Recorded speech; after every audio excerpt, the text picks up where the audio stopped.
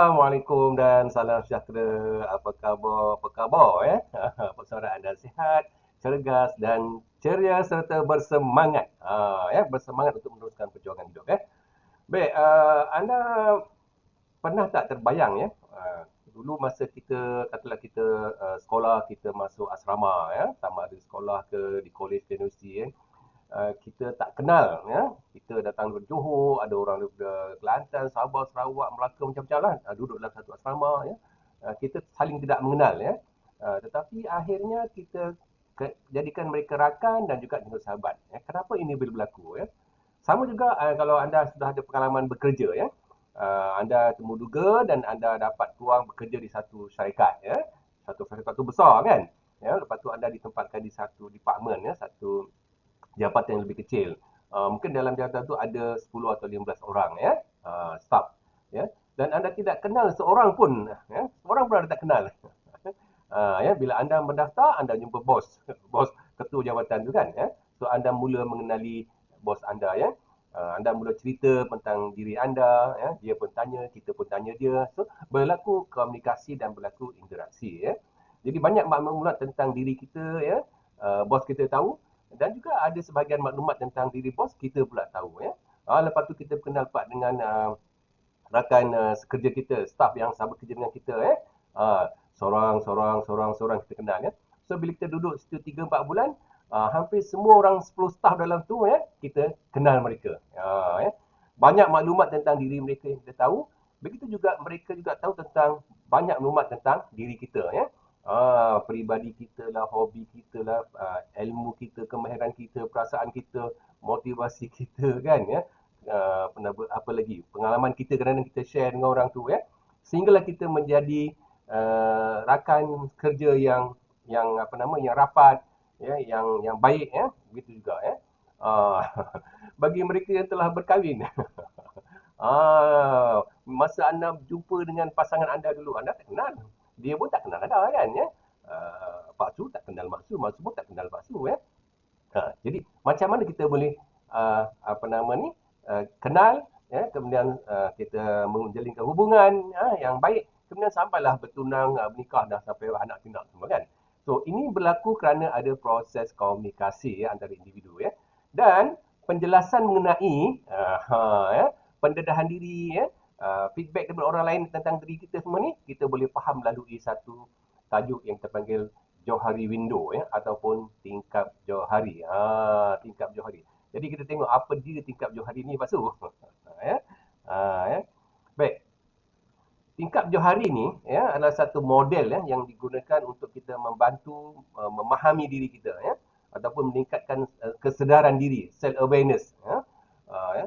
Pak Su tak tahu yang dulu Pak Su ni boleh berpidato, boleh bercakap ya, boleh jadi pemimpin persatuan, tak tahu dulu ya. Tak tahu ya. Kalau Pak Su diam je, biasanya Pak Su tak tahu. Jadi self awareness, kesedaran diri itu meningkat apabila ada interaksi Pak Su dengan rakan-rakan, dengan cikgu ya, dengan pensyarah dan sebagainya ya.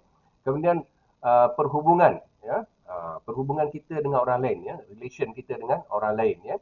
Begitu juga komunikasi interpersonal ya, interpersonal communication ya. Jadi ini model yang banyak digunakan untuk membantu seorang individu ya, meningkatkan kesedaran diri ya, perhubungan dan juga komunikasi ya. Model ini dibangunkan oleh dua orang ahli psikologi US, iaitu Dr. Joseph Luke dan juga Harry Enham. Jadi Johari itu mengambil nama dua orang tokoh ni ya, Joe dengan Harry ya, tingkap Johari. Dalam tingkap Johari ini ada empat tingkap atau empat kawasan.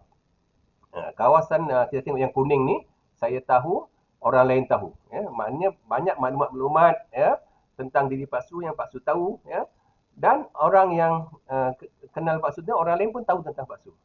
Ya. Orang lain tahu, saya tahu, orang lain tahu ya. Kemudian kita ada kawasan, ini dipanggil kawasan umum ataupun open ya, open area ya.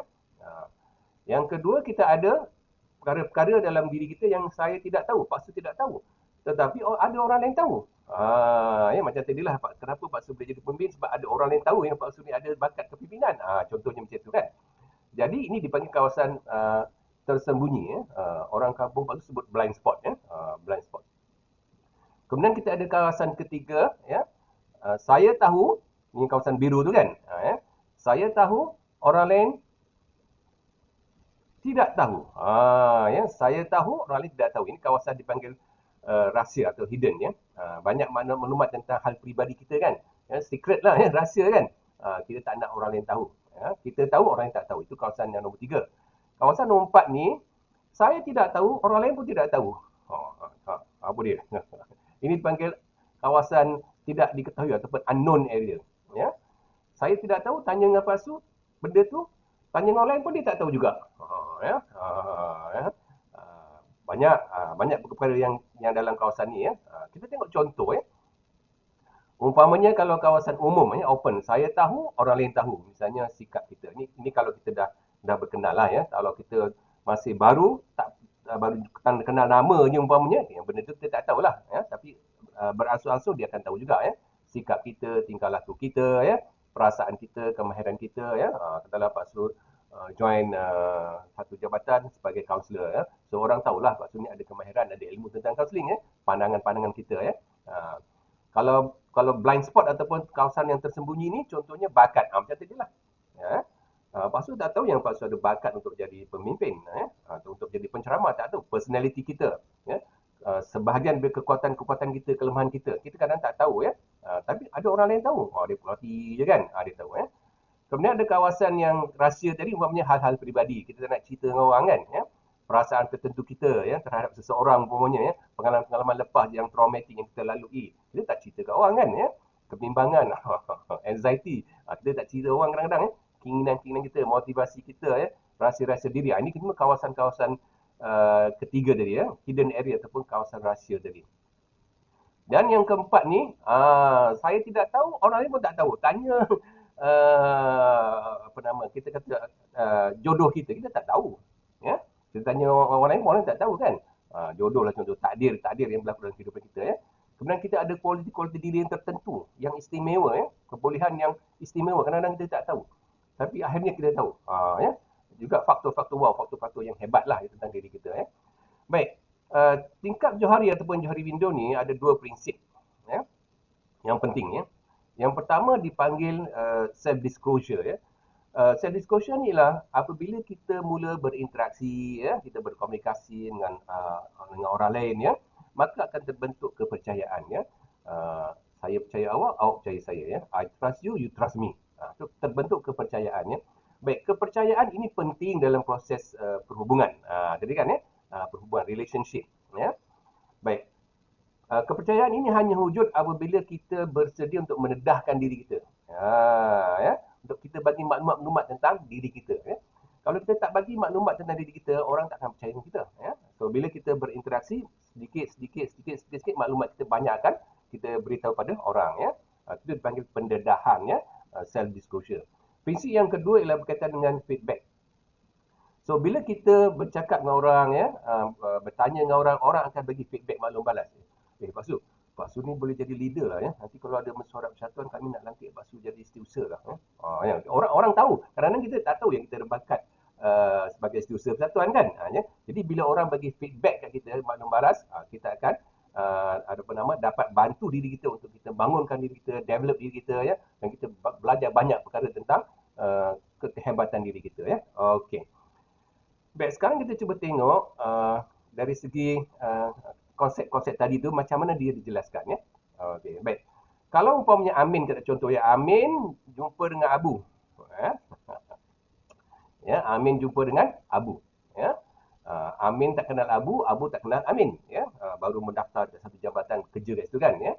So berlaku interaksi, berlaku komunikasi antara Amin dengan Ibu. Amin tanya Abu, Abu tanya Amin, Amin tanya Abu, bagi maklum balas ni ya. So masa-masa mula-mula mereka berjumpa ni, kawasan umum ni kecil. Ni je. Kawasan kecil. Ya, kerana banyak benda yang saya tahu, orang lain tak banyak, orang lain tahu pun tak banyak ya. Tetapi apa berlaku sebenarnya ya? Apabila katakan Amin ataupun Abu memberitahu banyak hal-hal diri dia ya, kepada orang lain tadi, kepada Amin begitu Abu begitu juga Abu juga beritahu dengan Amin ya, kedua-dua mereka ni ada tingkap Johari ya, maka berlakulah pendedahan diri. Ya, maknanya kita dedahkan banyak maklumat diri kita pada orang. Amin beritahu dengan Abu maklumat, Abu banyak begitu dengan Amin. So maka berlaku pendedahan diri. Jadi apabila berlaku pendedahan diri dengan cara memberitahu tadi, ya, dia akan membesarkan kawasan umum, ya, dan juga akan membuat kawasan rahsia ni akan jadi kecil lah. Sebab dia asalnya dekat sini kan. Ya, ya. Dia jadi makin besar. Kuning ni jadi makin besar, ya. Sebab berlaku pendedahan, ya. Jadi banyak benda-benda asalnya dulu rahsia dah tak jadi rahsia, ya. Begitu juga kalau kita tengok di sini, katalah Amin tanya dengan Abu, ya. Amin, ni Abu, kau ingat aku ni, aku nak bagi talk lah. Aku ni boleh jadi penceramah tanya. Oh, Abu pun bagi feedback. Min, kau ni gaya cakap ada, confident ada, ya. Intonasi pun bagus, idea pun kau banyak. Jadi Abu bagi feedback. Ya, bila Amin bertanya dengan Abu tadi, Abu bagi feedback. Maklum balas. Kan, ya, maklum balas. Jadi bila bagi maklum balas ni, maka kawasan terbunyi itu akan menjadi kecil.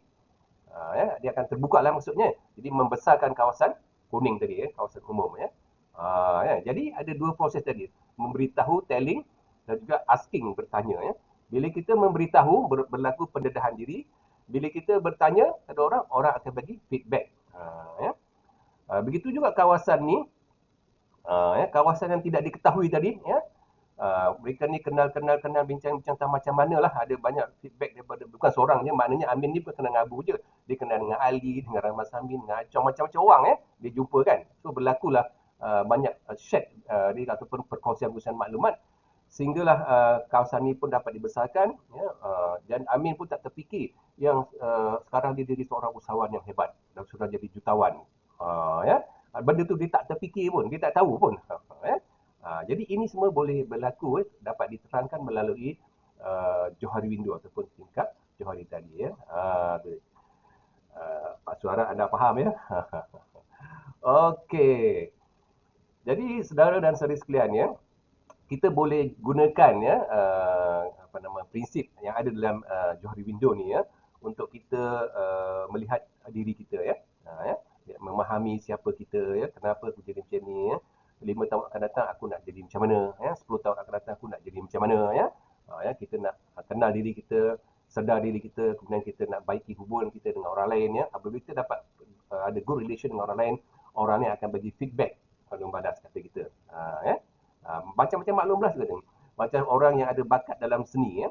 Dia tak tahu yang dia ada bakat menyanyi yang hebat, ya. Sehinggalah dia bertemu dengan seorang komposer umpamanya kan, ya.